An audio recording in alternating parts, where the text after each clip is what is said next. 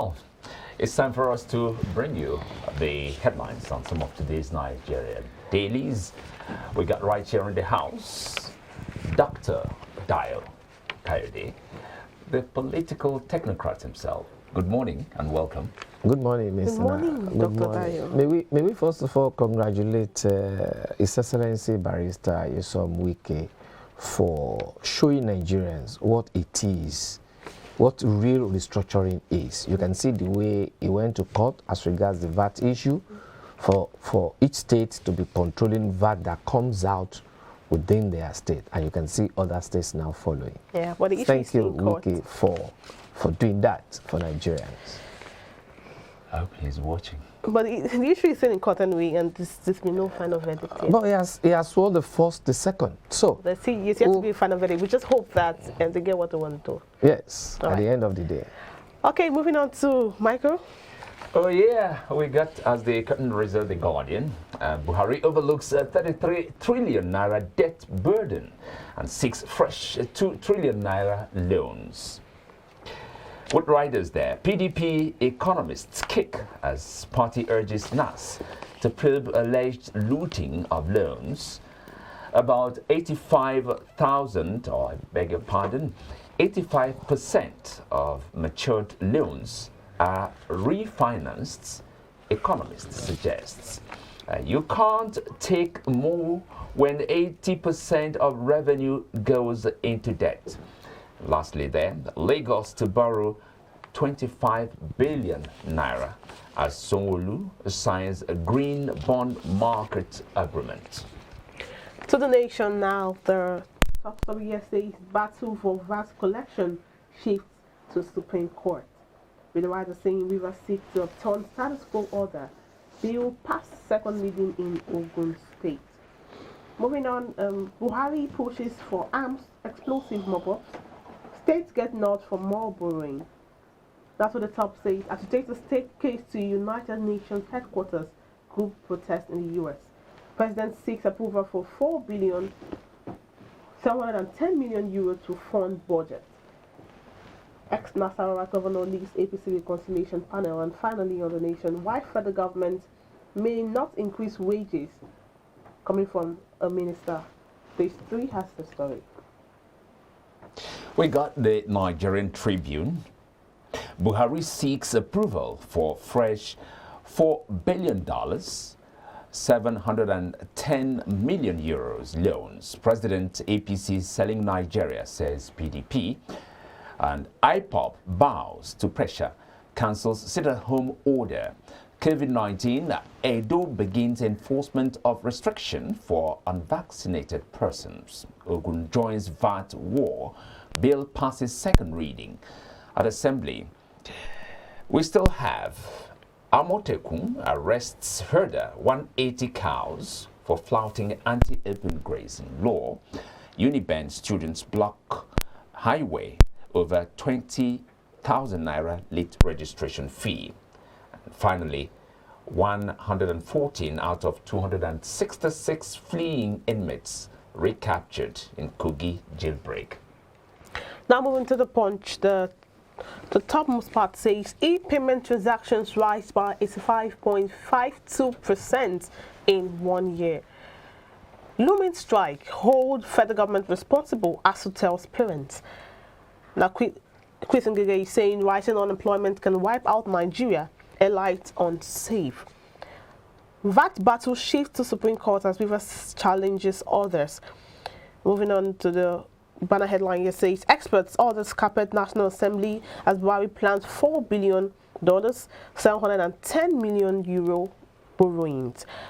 The writer saying loans will reduce poverty, coming from the president. Public debts rose from 12.12 trillion naira in June 2015 to 33.11 trillion naira in March 2021. Perpetual borrowing, lawmakers working against Nigerians' interests will account for their actions.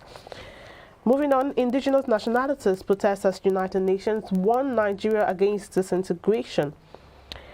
Sit at home, halting Southeast Umahi, Obi lament violence in Anambra and Enugu State.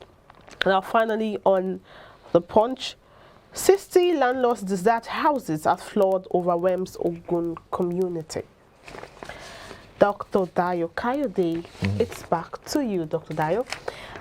Well, you have mentioned, you've already hinted on the VAT issue with the Supreme Court. It's been something that has been on the news, I think, for some days now. For some weeks. Yeah, it's been on the news and everyone's talking about it. Some are agitating for, some states, some are saying that the state should have access to the money they generate. While others are saying, I know we had a guest, was it on Monday, he was saying that if we do all of that, each state have access to their monies. What if some states are not able to, their internally generated revenue, it's low. What happens to those states? More like we are leaving them in poverty while other states are booming. So what do you think, Dr. Dayo? You see, the problem is that most of these governors, they refuse to think outside the box.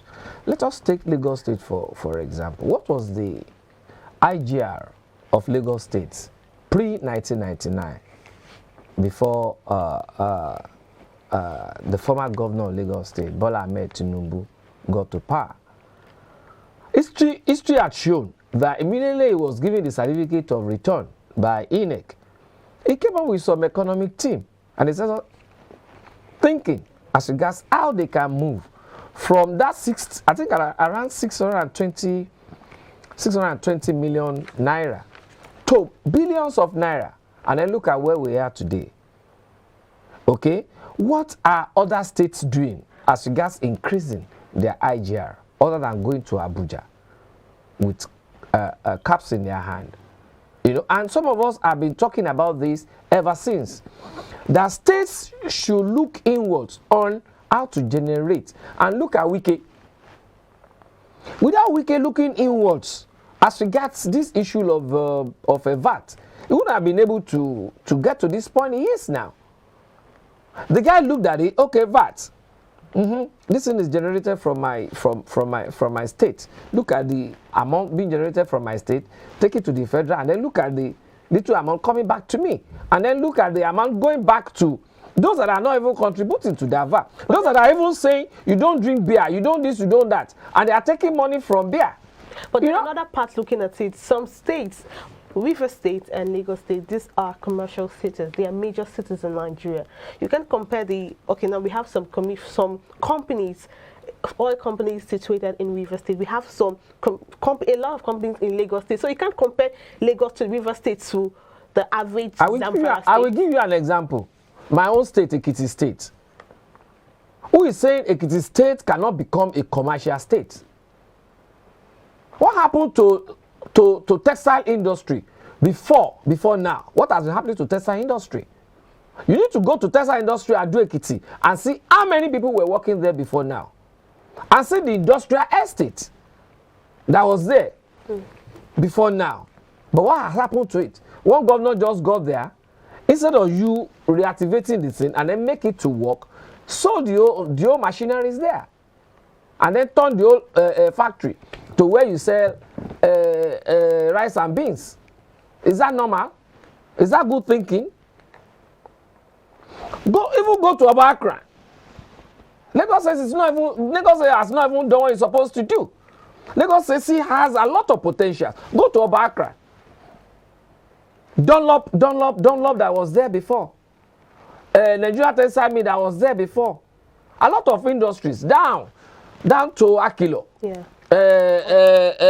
This CIL, where they do former Milu. No, was it Milu? No, not Milu. Overtake or whatever. Yeah. There. This cocoa factory there. Go and look at all those things. They've turned to churches. So these are issues. Go to some of these states, you see there. Go to Ibadan. Around LA. When you are going from LA to whatever there, you see where you have that cashew factory there. Go to that place. Moribund. So what are you talking about? So this is a blessing in disguise. What is a blessing in disguise? For Nigeria. All these states that have resources that are not tapped, that are relaxed, each time waiting for... It's not yet. We see kind of say it's a blessing because none of them have seen it. They have not seen it. Maybe you're going to see probably is going to be. Not that it is. No, what not I'm until trying when to they say- key into it. Not until when this state key into, not until when my Ekiti state keys into it. That look, you too, you have to do something to generate more VAT by establishing industries, not by giving people 5,000 naira and talking of Owarubo. It's not about that. It's beyond that. It's by encouraging these youths to put on the fluorescent inside their brain so that they can see properly and think properly and then come up, okay, what can I do? For instance, look at most of these little things we buy for children during Christmas that they sell on the road. They are all being imported from China. Who are the people making this in China? School boys, small boys of 10, 15 years. Of 10, 15, what are we doing here? But here you can you go to all these schools, even in the villages, you see children, small boys making flute with small bamboo something, making some little things. What do you do to these children? Are you encouraging them? Why don't you make them, put them somewhere, improve on what they are doing, and then let them also be making it, and then we can be selling as Christmas whatever for children too. That is exactly. These are issues. That's exactly. But they are not thinking. They be giving 5,000. They be doing the naked as empowerment. They be buying a wheelbarrow and then putting Indomie on it for graduates. Graduate of electrical electronics pushing wheelbarrow with Indomie. And you are saying that is empowerment. Is that empowerment? You read something just now. Varsity teachers that just resumed. They're about going back on strike now. Look at workers. You are saying you are not going to increase workers' salary. I think it was also on this platform that I warned NLC a lot of time that look, stop asking for wages. Start asking for sustainable minimum living standard. The moment we put all these things into perspective, you see that all these people in government, they will sit up. But because we are not thinking, we are not moving away from where Papa Amodu left us. All right, Dr. Dayo, thank you so much for sharing your thoughts on the newspaper review.